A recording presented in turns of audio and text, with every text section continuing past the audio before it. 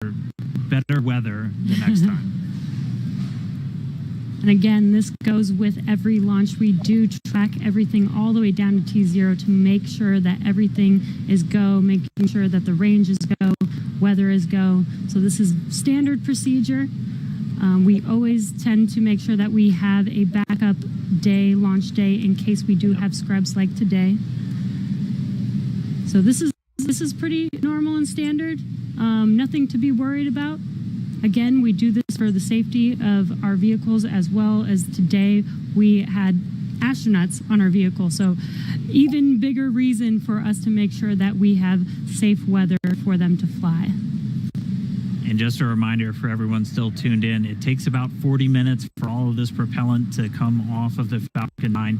And while it is offloading, that launch escape system on Dragon, which is designed to pull the capsule away if there's any issue with the rocket or anything on the pad, that is still armed. So we're going to continue to stay with this until all the propellant's off, and then we'll see the launch escape system get disarmed. Bob and Doug will be able to open up their visors again.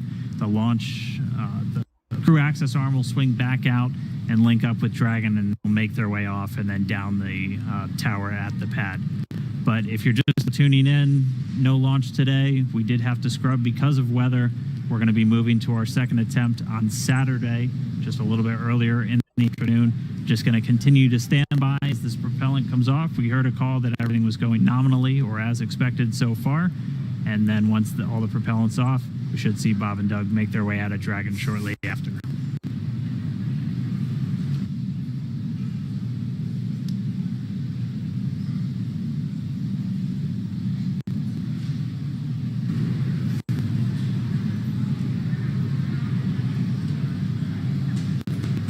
And what you're seeing on your screen is a live view of Bob and Doug on the right side inside of Dragon as they're waiting for propellant to be removed from the vehicle so that it is safe for them to disarm the launch escape system.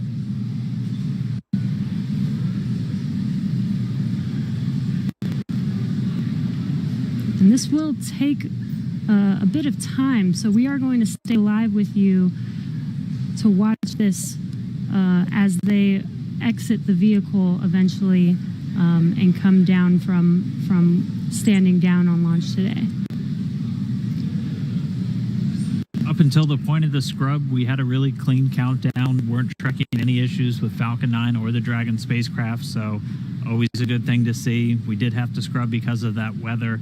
To be a little bit more specific, we were still in violation of one of the weather criterias. It was the strength of electric fields in the atmosphere that the 45th Space Wing and other weather operators are monitoring around the launch pad. And that's one of those rules where we need a certain amount of time if we're in a violation. In this case, are nominal, roughly 50% on stage 1 LOX and fuel, 85% on stage 2 fuel. So the propellant offload on Falcon 9 continuing to go well. But we needed a little bit more time if we were going to be able to clear that launch weather constraint. And since we do have an instantaneous launch window today, we weren't able to make it. So we hope for better weather coming up on Saturday, where again our next launch attempt is going to be at 3:22 p.m. Eastern time, and we'll be able to go through everything. I mean, we saw them get suited up. They had a great ride out to the pad. All of their initial checks on both the suits with pressure checks and communication checks went well.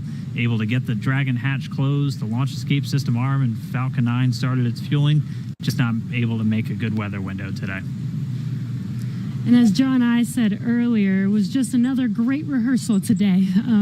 I don't think you can get enough practice doing this. So when Saturday comes, or when the day that we can actually launch the vehicle, Bob and Doug and the NASA and SpaceX team are fully prepared with just an extra rehearsal on the belt now. Yeah, as we had talked a couple of times throughout our countdown, the weather is a lot more complex when we're launching humans. You have some more stringent requirements in place, not only around the pad, but in the case of this launch today, we were also looking at whether the entire ascent corridor, as we call it, so basically the entire way that they were flying up the east coast of the United States in this launch today, we're monitoring that weather because those are areas that if they have an ascent abort, or basically Dragon firing off of the Falcon 9 while they're flying into space, we have to make sure that conditions are good in the sea states around those areas, just so they're not going to be landing in the middle of a hurricane, which we did have a tropical storm forming right off the coast of South Carolina today, just to help complicate things a little bit. And people might be asking, if we knew the weather was going to be a little iffy today, why continue to count down? Well, that is the reason why we do all these checks all the way to count down. In Florida, the weather is, pretty sporadic. Sometimes a thunderstorm or hurricane will pass through. Within 20 minutes, it's gone, and we could have clear skies for a safe launch. So we continued as scheduled. Standard procedure again to just continue to monitor weather all the way down to the last minutes of the count, and we see what happens. So today, unfortunately, we did scrub for weather, but we will attempt again this Saturday on May 30th.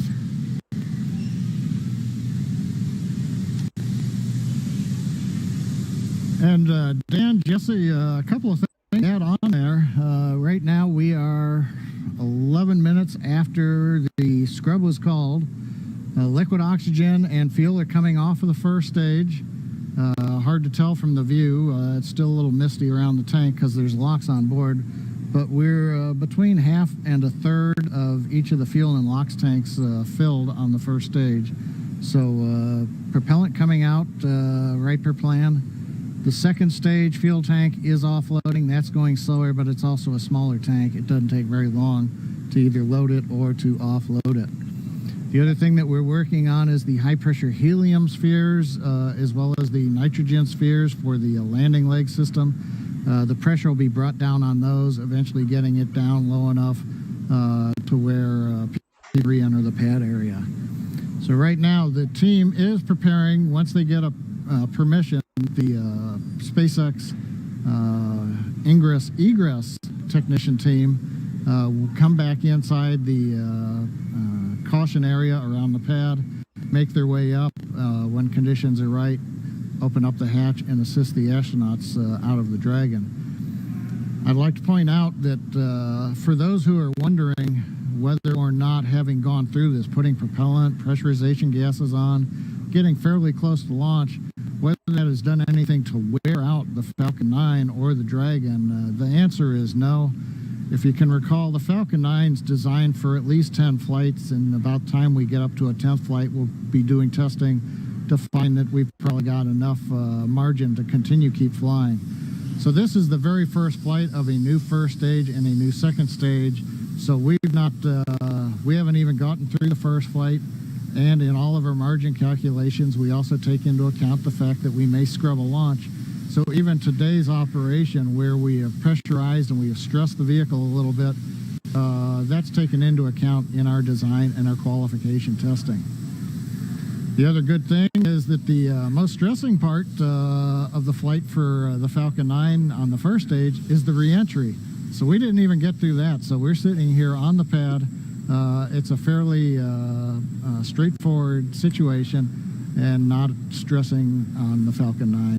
And on the Dragon spacecraft, with the human rating factors to carry crew, there is enough safety, margins of safety, redundancy, that just having two people on board and closing the hatch and even pressurizing the propellant system does not eat into the margins of the continue nominally 30% on stage 1 So launch, right now everything's continuing to stage offload. The automatic sequences that we use routinely, both at the launch sites, Kennedy Space Center, Cape Canaveral, even Vandenberg Air Force Base, as well as in our Texas test site for first and second stage.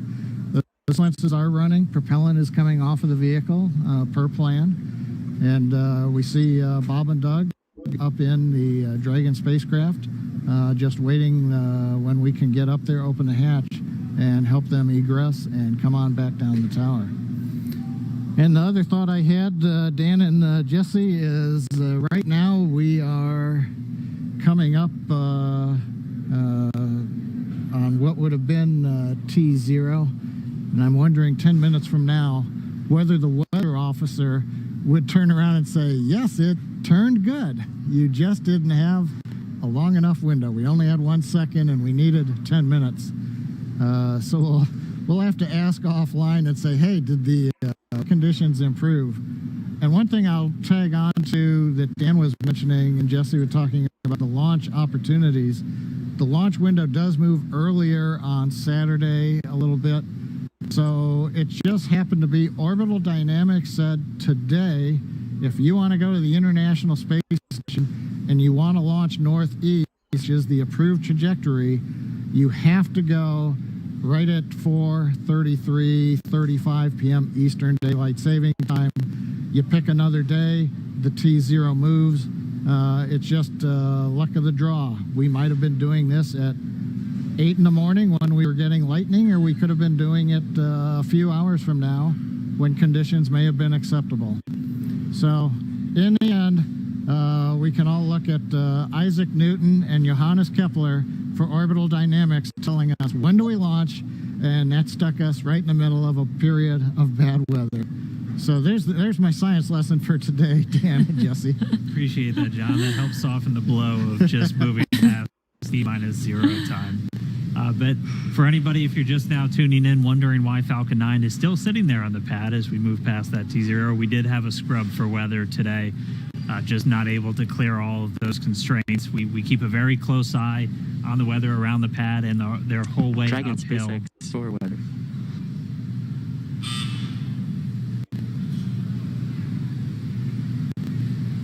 Right now, Bob and Doug are still inside of Dragon, go ahead for weather. Yeah, I just wanted to give you some more on the scrub rationale. Yeah, so we basically scrubbed due to 3 rules that we were violating. All 3 would have been expected to clear 10 minutes after our T0 time. And those 3 were natural lightning, the field mills, and attached anvil.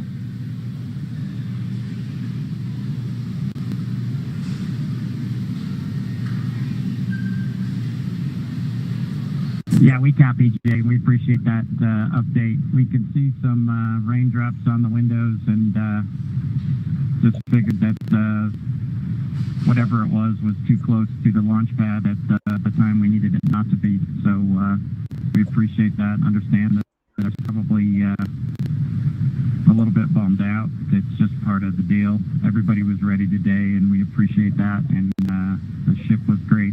And we'll do it again, I think, on Saturday. Copy all. And yeah, we concur.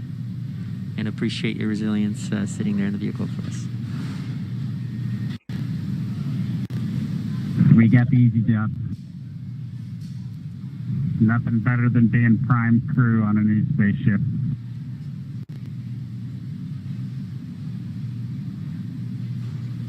Copy that.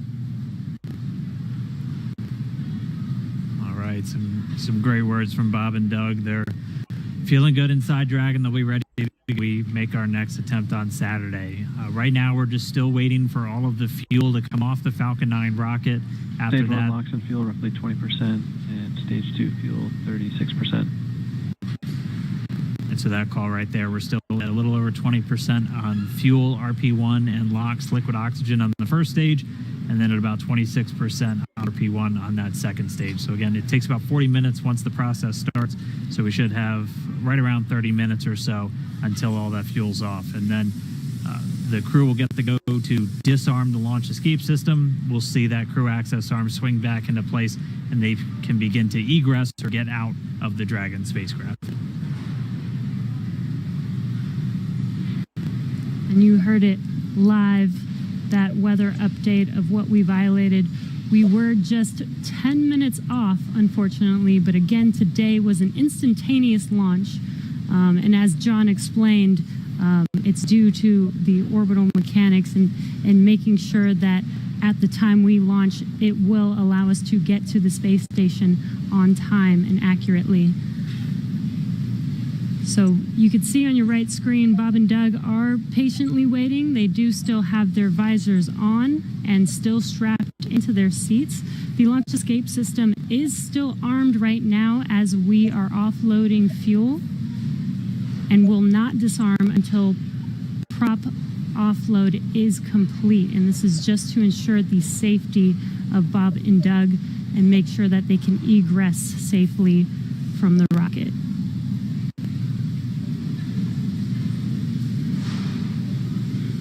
And just a reminder today, just this first attempt, we're going to be right back here looking like on Saturday for attempt number 2. Launch America is not going anywhere. still on the track to get Bob and Doug into space, get this Crew Dragon up to the International Space Station. So it's always good if you're going to scrub, probably rather scrub for weather than an issue on either Falcon 9 or Dragon. And we weren't tracking any issues with the flight systems throughout our countdown today. Everything passed with leak checks on the hatches and the crew suits. All the communications working great. All the teams were ready to go. So as John and I said, always nice to have a little bit more practice, and we'll be right back at it on Saturday. What would this launch be if it wasn't even more exciting to try and launch today, and now we have to push it to Saturday? Really got to build the suspense. Yes. So. Hey, Dan and Jesse. Another thought crossed my mind while I'm watching the diagram here showing fuel is just about off. First and second stage, we're down under 10%. LOX is also just about off of Stage 1 LOX first is under stage. 10%. Yep, and we're getting the stage announcement. 2 fuels roughly 20%. Stage 2 fuels at 20%. Stage 1 LOX is under 10%. So just continuing to come off of the vehicle as expected. On the monitor, Bob and Doug continue with visors down. Their launch escape system is armed, as we've mentioned.